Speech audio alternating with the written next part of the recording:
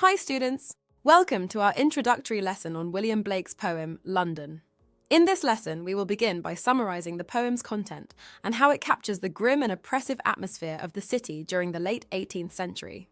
Next, we will delve into how the socio-historical context of the Industrial Revolution and subsequent significant social and economic changes influenced this poem. We will also analyse the poem's 4 quatrains and ABAB rhyme scheme, as well as Blake's use of iambic tetrameter. Let's get started! As mentioned in our introduction video, we have grouped the anthology of poems into themes that are likely to come up in your exams. This will make it easier for you to compare the relevant poems. The relevant theme for this poem is power and corruption, as Blake highlights the oppression and misery inflicted by authoritative institutions on the common people. Now let's have a look at some of the trickier lines from this poem that we may not understand at first glance.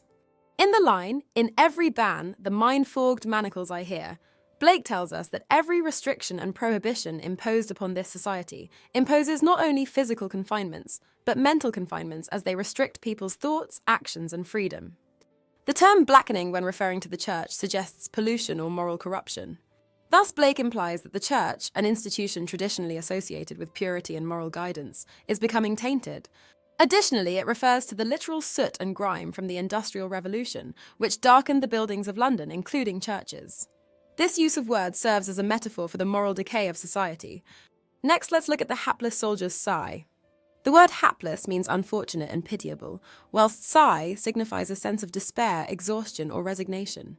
This pitiful portrayal of soldiers reflects the heavy burden and emotional toll of their service, whilst also pointing towards the unfortunate circumstance of British soldiers dying in vain. Lastly, let's look at the final line, "and blights with plagues the marriage hearse." A hearse is a large vehicle used to carry the body of a deceased person to a funeral. By linking the image of marriage with a hearse, Blake suggests that the sanctity of marriage was no longer being respected, and depicts a city in which men are unfaithful to their wives, who are with their newborn children. Thus, Blake points towards the deadly condition of marriage, further adding to the oppressive and miserable setting of this poem. Great! Now let's jump into the poem summary. So what is London about? The poem paints a vivid picture of the city's grim and oppressive atmosphere during the late 18th century. It's structured into 4 quatrains, or 4-line stanzas, and each one sheds light on different aspects of the city's suffering and decay. The poem sheds light on the numerous social and institutional failures at the time. William Blake describes the cries of men, women, and children, symbolizing human suffering and the city's overall sense of hopelessness. Overall, London serves as a powerful critique of the societal issues of Blake's time, emphasizing how deeply these problems affect people's lives. Now let's consider some important socio-historical context during Blake's time. London was written during a time of great social and economic change in England, known as the Industrial Revolution. This period, which spanned from the late 18th century into the 19th century, saw major advancements in technology for production and the introduction of factories. These changes shifted labour from rural farming communities to urban centres, resulting in a large influx of people moving to cities like London to find work in factories and other industries. Unfortunately, this rapid urbanisation led to severe overcrowding, with many people living in cramped and unsanitary conditions.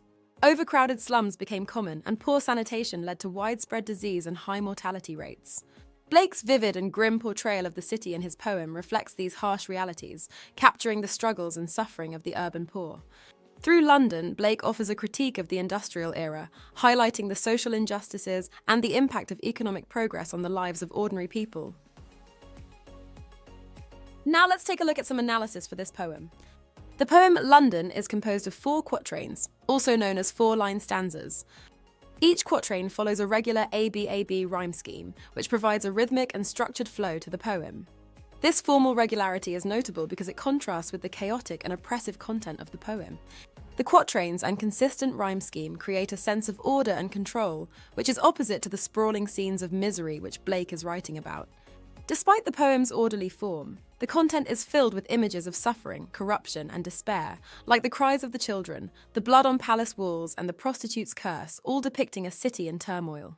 This tension between the poem's form and the chaotic scenes described creates a sense of irony, highlighting the unnatural and imposed nature of the societal constraints that cause such misery.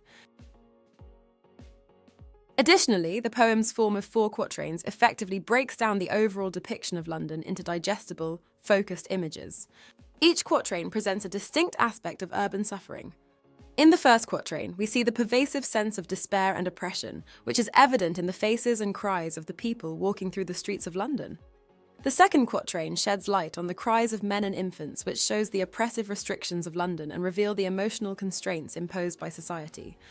The third quatrain focuses on the suffering of chimney sweepers and soldiers and how they highlight the corruption and indifference of institutions like the church and the monarchy. Finally, the fourth quatrain discusses how prostitution is a symbol of corruption of the innocent and young. London is so corrupted that it is affecting the young and innocent, as well as marriages as seen in the juxtaposition of marriage with death. By breaking down the poem into these focused images, Blake allows readers to contemplate each issue individually, making it easier to absorb and reflect on the specific problems rather than being overwhelmed by a broad general indictment of society. Blake uses a consistent meter throughout the poem, primarily employing iambic tetrameter. Each line typically consists of 8 syllables, with alternating unstressed and stressed syllables, 4 iambic feet. This pattern of unstressed and stressed syllables creates an iamb, a beat. The iambic tetrameter establishes a regular, predictable beat throughout the poem, which can be likened to the relentless march of time and the inescapable nature of societal control depicted in the poem. The regular meter mirrors the rigid societal structures that Blake criticizes. Just as the meter confines the poem within a strict rhythmic framework, the citizens of London are trapped within oppressive social constraints. Additionally, the regular alternation of unstressed and stressed syllables resembles the natural rhythm of walking, creating an auditory equivalent to footsteps. This aligns with the poem's narrative of the speaker walking through the streets of London, giving readers the sensation of accompanying him on his journey. By replicating the rhythm of walking, Blake draws readers into his experience, fostering empathy and a deeper connection to the depicted suffering and oppression. That's all for today. In this lesson, we looked at William Blake's London, which paints a vivid picture of the city's grim and oppressive atmosphere in the late 18th century, shedding light on specific urban problems. We discussed the impact of the Industrial Revolution on London, which caused migration patterns from rural to urban areas, ultimately causing overcrowding and increased poverty in London. We also noted the poem's 4 quatrains and ABAB rhyme scheme, as well as Blake's use of iambic tetrameter, which gives the poem a steady rhythm. Well done! Join me next time as we delve deeper into the themes and language of London. See you next time. Watch the rest of the GCSE English Literature course at Sophos Education.